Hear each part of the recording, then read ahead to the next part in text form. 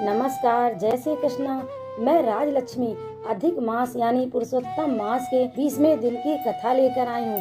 मैंने अपने चैनल में अन्य दिनों के वीडियोस बना रखे हैं।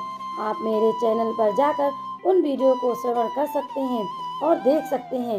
20वें दिन की कथा में हम 20वें अध्याय के पाठ का श्रवण करेंगे।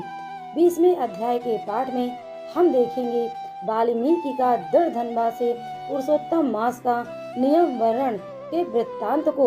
मैंने 19वें दिन की कथा में सुदेव ब्राह्मण के बार बार पूछने पर श्री हरि नारायण बताते हैं कि तुमने अनजाने में ही मेरे पूरे पुरुषोत्तम मास का निराहार रहकर आराधना की थी, इसलिए मैंने तुम्हारे पुत्र को पुनः जीवित कर दिया और तुम्हें यह राज्य प्राप्त होगा। अतः श्री हरि के कहे अनुसार सुदेव ब्राह्मण और उनकी पत्नी ने भी श्री हरि भगवान के अधिक मास का व्रत किया और 1000 वर्ष तक पृथ्वी पर रहे और फिर अंत में सपत्नी वैकुंठ को चले गए। उसके बाद पुनः राजा दृढ़धन्वा के रूप में जन्म लिया और सब सुखों को भोग कर राज्य करने लगे। तब एक दिन उनके पूर्व के पुत्र ने तोते का रूप रखकर उन्हें आत्मबोध कराने के लिए एक श्लोक कहा। वह तोता रूपी पुत्र सोचता है कि यदि मैं अपने पिता को आत्मबोध नहीं कराऊंगा तो मैं बंधन मुक्त नहीं हो सकूंगा। इतना कहकर वाल्मीकि जी सरयू नदी के किनारे जाने लगे। तब राजा दृढ़धन्वा उनको रोककर कुछ बोले। अब उसके आगे की कथा। सूत जी बोले, हे विप्रो, नारायण के मुख से दृढ़धन्वा के पूर्व जन्म का वृत्तांत सुनकर पूर्ण तप्त न होने के कारण नारद जी नारायण मुनि से पूछने लगे, हे तपोधन, दृढ़धन्वा ने वाल्मीकि जी से क्या कहा, सो मुझसे विस्तार पूर्वक कहिए।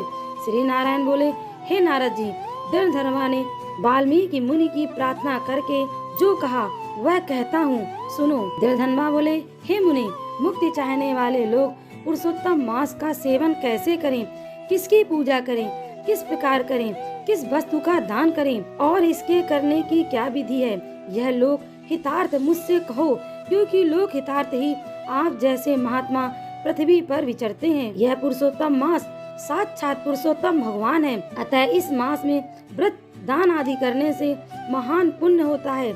यह मैंने आपके मुख से सुना है।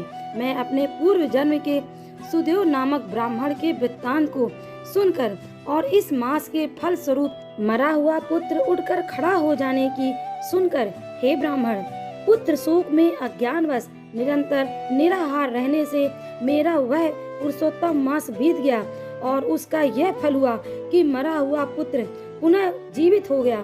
फिर मैंने हरि के मुख से सुना हुआ और अनुभव किया हुआ पुरुषोत्तम मास का पूजन किया।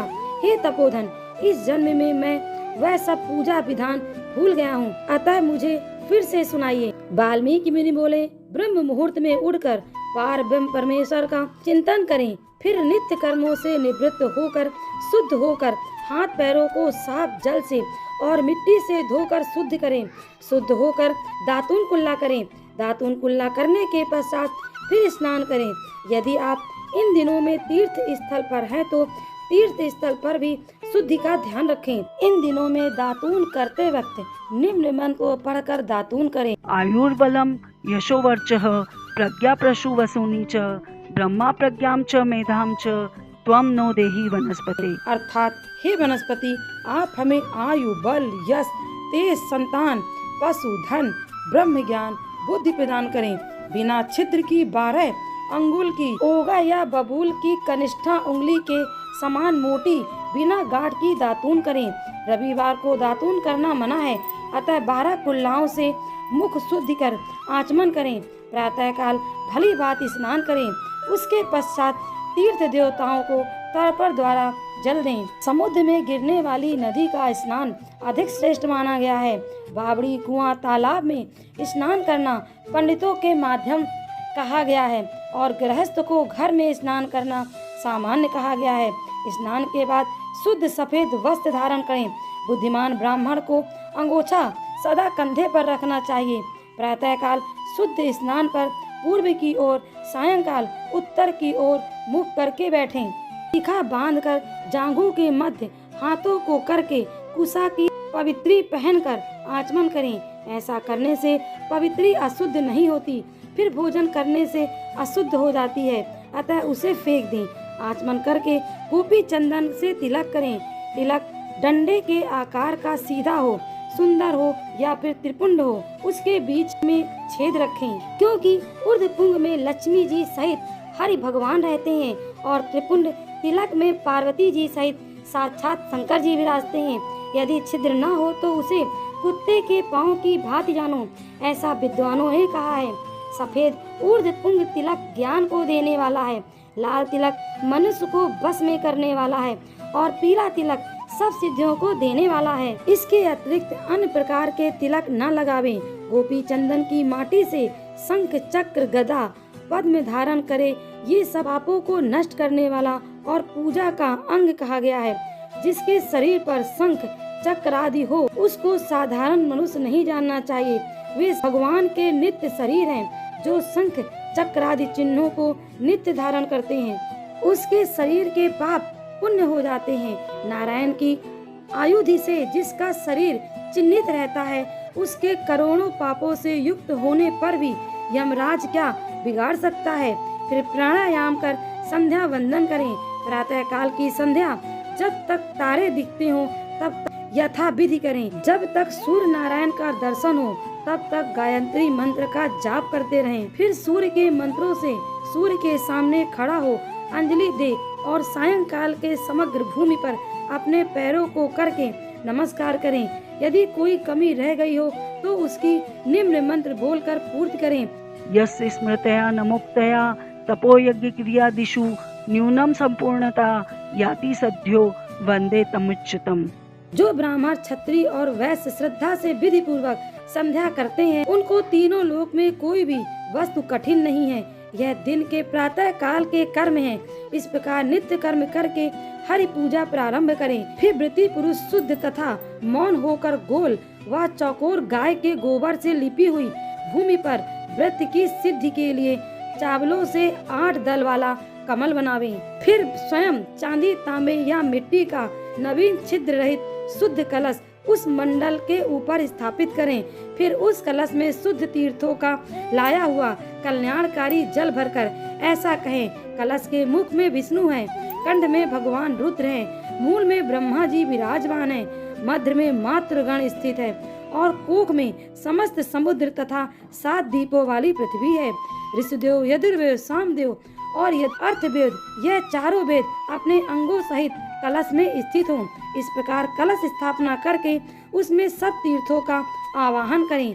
गंगा, गोदावरी, कावेरी, सरस्वती मेरी शांति के लिए और पापों के नाश करने के लिए आवे।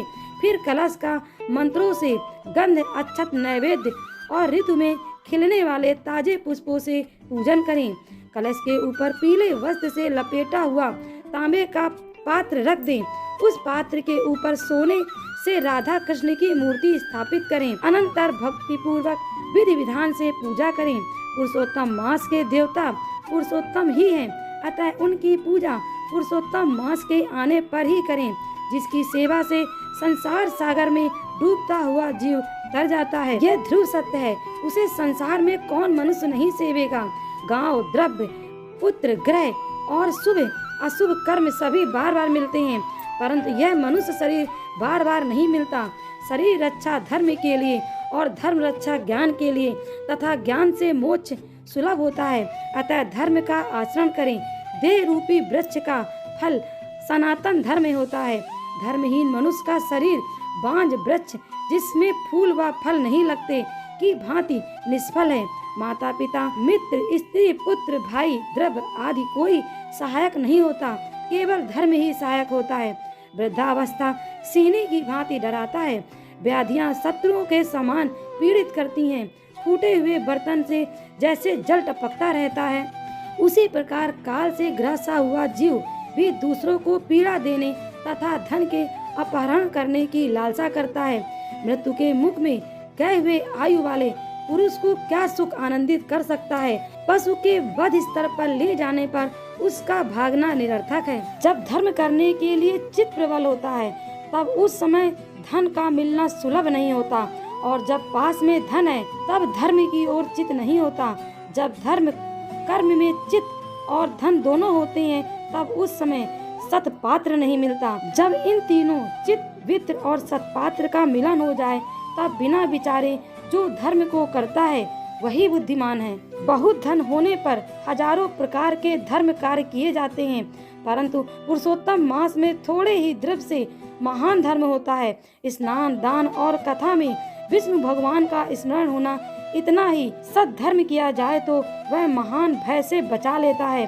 जैसे गंगा ही तीर्थ है, कामदेव ही धनुर्धर है, विद्या ही धन है और गुण ही सौंदर्य है, वैसे ही सब मासों में साक्षात पुरुषोत्तम मास है। यद्यपि यह मास पहले सब यज्ञादि धर्म कार्यों में निंदनीय था, तथापि साक्षात कृष्ण भगवान का नाम के प्रभाव से यह पृथ्वी पर विख्यात हुआ। जैसे सब प्राणियों के पैर हाथी के पाँव में समा जाते हैं, वैसे ही सब धर्म और कलाएं पुरुषोत्तम मास में विलीन हो जाते हैं। जैसे गंगा जी के समान सब नदी नहीं होती, वैसे ही कल्प वृक्ष की भांति सभी वृक्ष नहीं होते। जैसे पृथ्वी पर चिंतामणि के तुल्य अन्य रत्न नहीं होते, गौओं में कामधेव के समान अन्य गौ नहीं हो सकती, राजा के समान अन्य पुरुष नहीं हो सकते, वैसे ही पुरुषोत्तम मास के समान कोई पुण्य काल नहीं हो सकता। पुरुषोत्तम मास जैसा कोई मास नहीं है, इसके देवता पुरुषोत्तम भगवान ही हैं। अतः श्रद्धा भक्ति से पुरुषोत्तम भगवान की पूजा करें। शास्त्रों में निपुण शुद्ध सत्यवादी वैष्णव ब्राह्मण आचार्य के द्वारा ही पूजा करावे। अंतःकरण में होने वाले काम, क्रोध, मोह, लोभ, मद, मत्सर रूपी बड़ी मछलियों से अत्यंत गंभीर वेग वाले इस संसार सागर की जो लोग लागना चाहते हैं तो इस भारत खंड में आदिदेव पुरुषोत्तम की ही विधि पूर्वक पूजा करनी चाहिए। इति श्री पुरुषोत्तम मास कथा 20वां अध्याय समाप्त। दोस्तों, इस प्रकार 20वें दिन की 20वें अध्याय की कथा समाप्त होती है। दोस्तों, यदि वीडियो पसंद आया हो तो वीडियो को लाइक करें, शेयर करें और सब्सक्राइब करना ना भूलें।